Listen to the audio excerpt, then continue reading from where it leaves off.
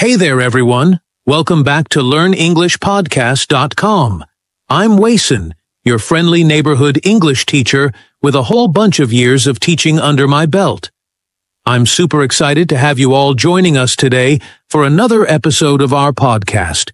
We've got a fascinating topic lined up, don't we, Lydia? We sure do, Wason. Hello to all our wonderful listeners out there. I'm Lydia, and I'm thrilled to be here with you today. If you've been wrestling with trying to think directly in English rather than translating every single word in your head, then you've come to the right place. We're about to unpack why thinking in English can be a total game changer, and of course, we'll share practical tips to help you make that shift. Absolutely. Let's get right into it. Folks, have you ever found yourself pausing in mid-conversation, mentally flipping through your bilingual dictionary, trying to translate everything from your native language to English before you speak? It's kind of like when you're at the grocery store and you're in that slow lane. Everything just takes so much longer, right? Exactly. It's a huge obstacle for so many learners. I remember talking to some of my beginner students who would literally piece together each English sentence by going word for word in their native language first, then trying to find an equivalent phrase in English. By the time they were finished, the conversation had moved on, and they felt left behind. But guess what? We are here to tell you that there's a better way. In today's episode, we want to show you how you can train your brain to think directly in English, like it's second nature. Trust me, once you start flexing that skill, every aspect of the language becomes simpler. Speaking, listening, even writing.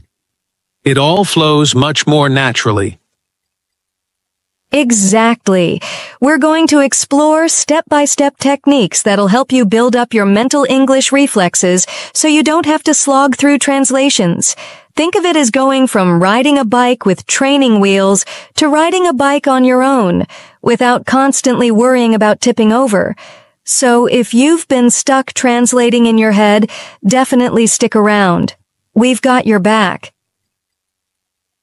All right. Before we dive into the strategies, let's clarify, why is thinking in English so darn important? The easy answer is, it's the key to fluency. If you're always pausing to translate in your head, it creates a delay in your response.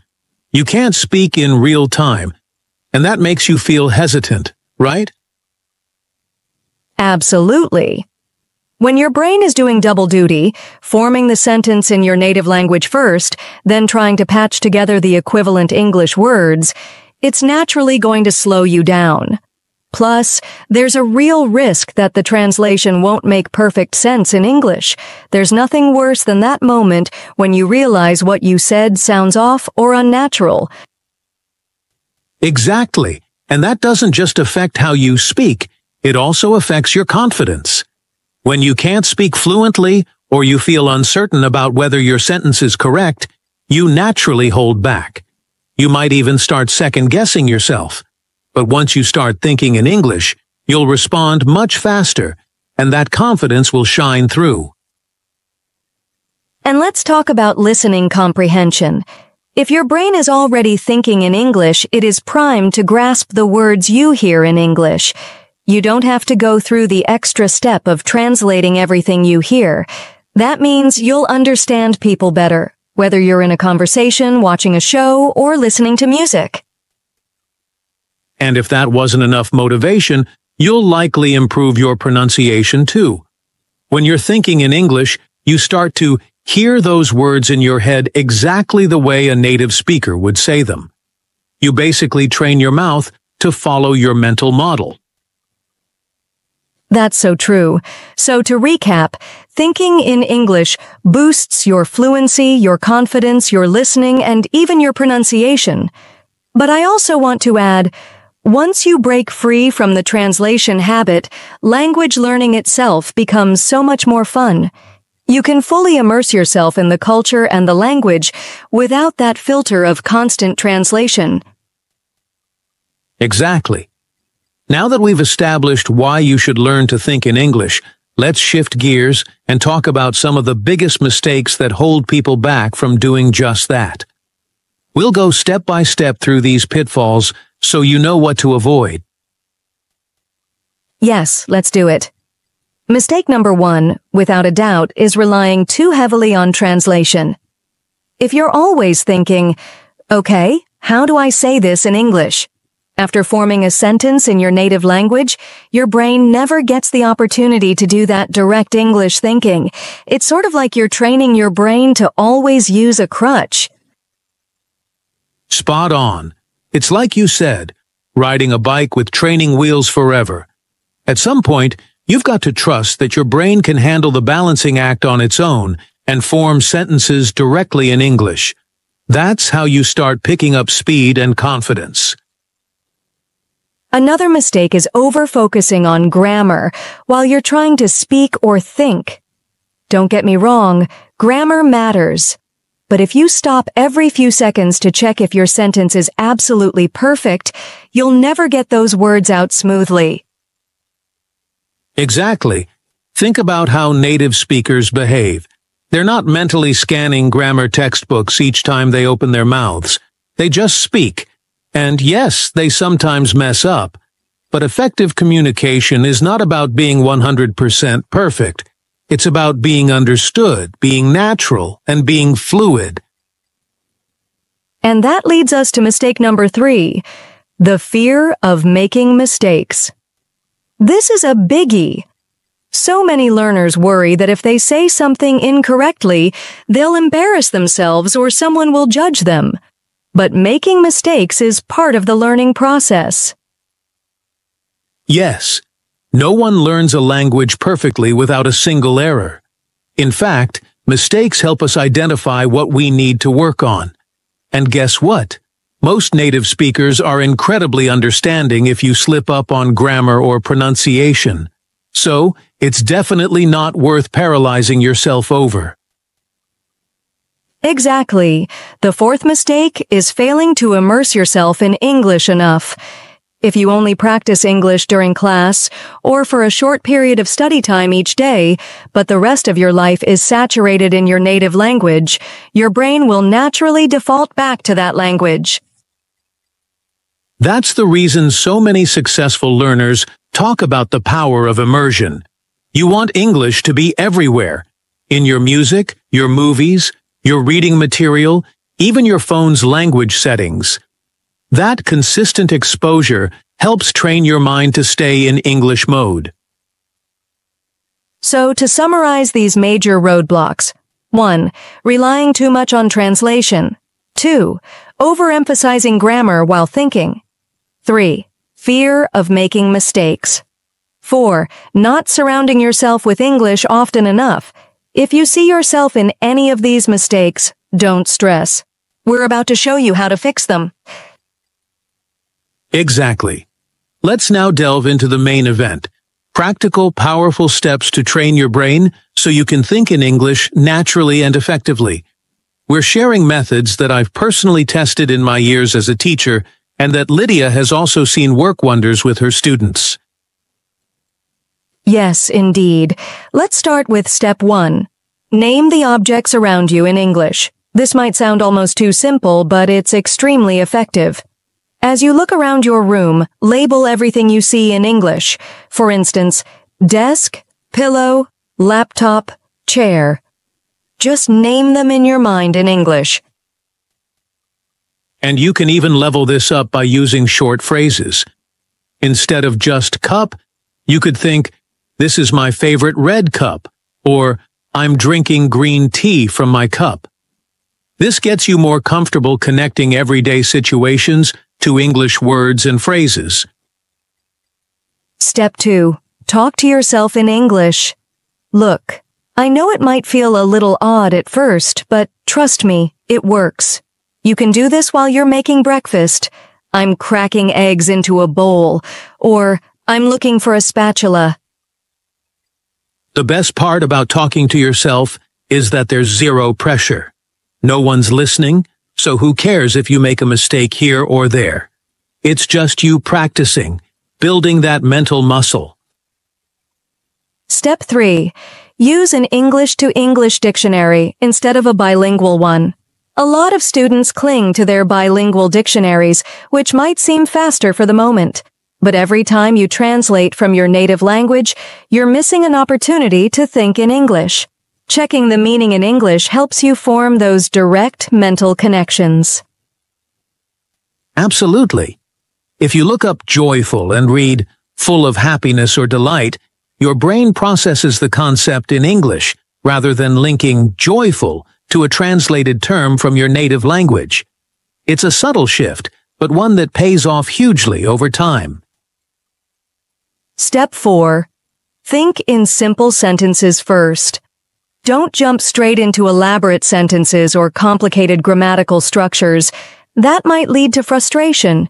If you want to say, I need to pick up groceries for the week, you might start with, I need groceries. Then gradually expand, I need to buy groceries today. Slowly but surely, you'll get more comfortable constructing longer statements. It's like training wheels, but you're still thinking in English rather than your native language. Step 5. Cultivate an English inner voice. This basically means talking to yourself mentally in English, as though you're holding a conversation in your own head. For instance, if you're planning your day, you might think, okay, first I'll water my plants, then I'll make breakfast. This helps your brain become more fluent in the moment. You're replacing the internal monologue in your native language with an internal monologue in English. Over time, you'll notice you're doing this almost naturally. Step 6. Immerse yourself in English. Now, this is crucial. Surround yourself with English as much as possible. Watch English-speaking YouTubers, subscribe to English-speaking channels, listen to English podcasts, read English books or blogs, set your phone to English. Go all in. And hey, you're already listening to LearnEnglishPodcast.com, so give yourself a pat on the back for that. The more English you integrate into your daily life, the more your brain will adapt and start to use it automatically. So let's quickly recap these steps to make sure everyone's on the same page. 1. Label objects around you in English. 2. Speak to yourself in English. 3. Use an English-to-English dictionary. 4. Start with simple sentences. 5. Develop an English inner voice. 6. Immerse yourself in as much English as possible. If you practice these consistently, your brain will naturally switch to English mode over time. Now, we don't just want to list these steps and say, good luck. We want you to actually build habits so thinking in English becomes effortless. Let's talk about simple daily exercises you can do. First, daily exercise. Begin and end your day in English. When you open your eyes in the morning, think about what you have planned for the day. In English, of course.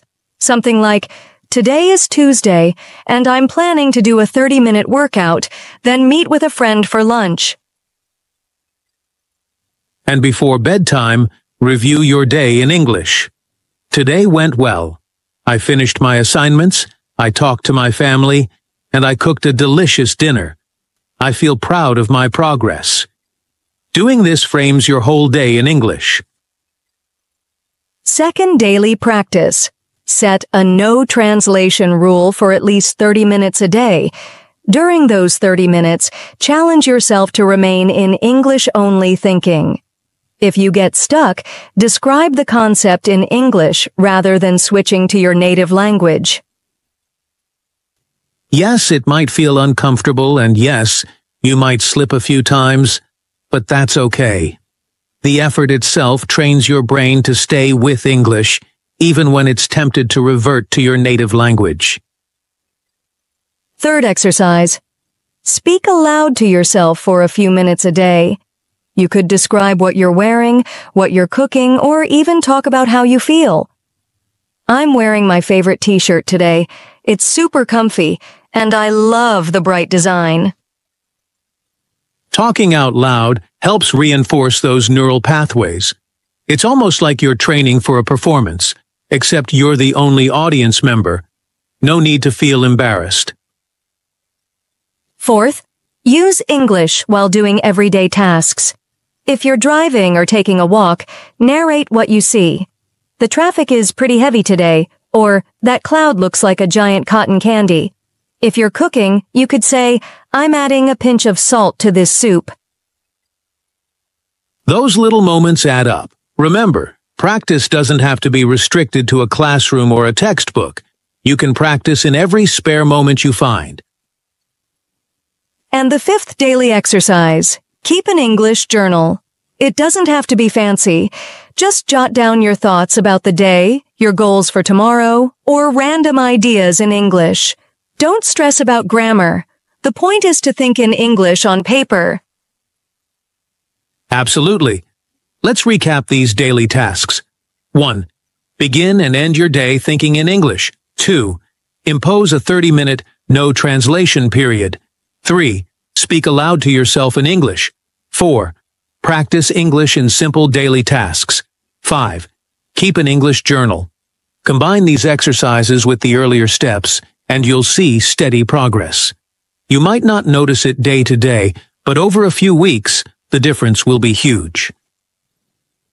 Now, LearnEnglishPodcast.com listeners, we know it's not always a smooth journey.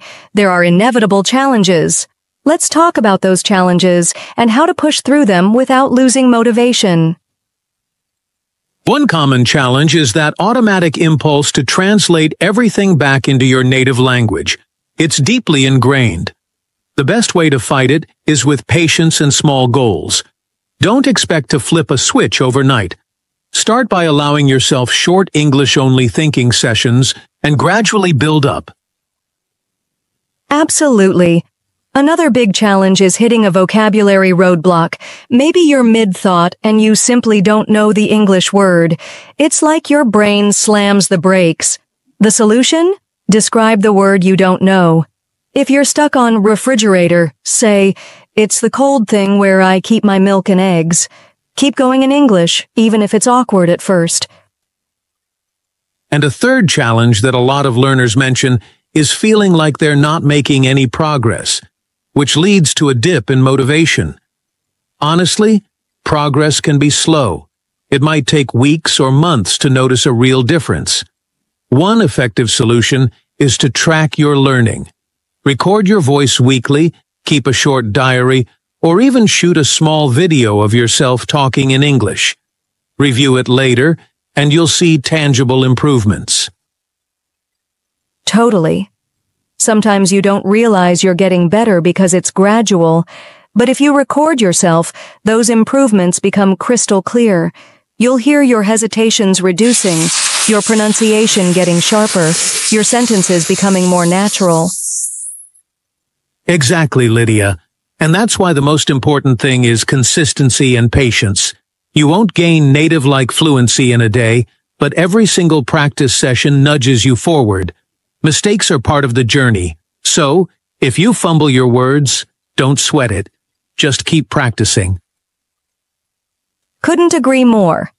Now, let's pull everything together into a neat conclusion.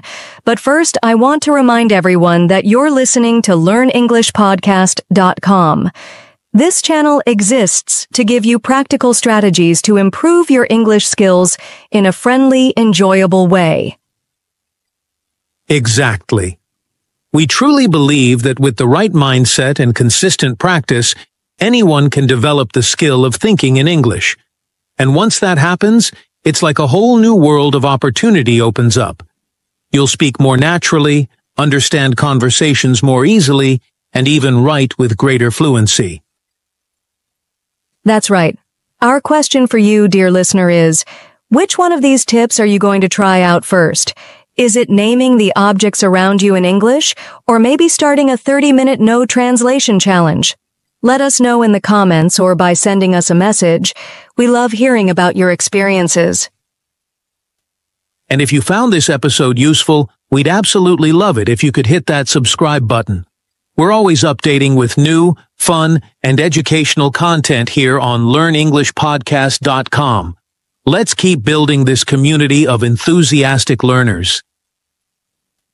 Yes, definitely subscribe so you don't miss any future episodes packed with more tips, fun exercises, and encouraging insights. We appreciate every one of you who's joined us on this journey. Now, before we officially sign off, let's summarize the keywords and main ideas we've covered today so you can walk away with a clear understanding. 1. Importance of thinking in English. Speeds up spoken fluency. Boosts self-confidence. Improves listening comprehension. Helps with more natural pronunciation. 2. Common mistakes.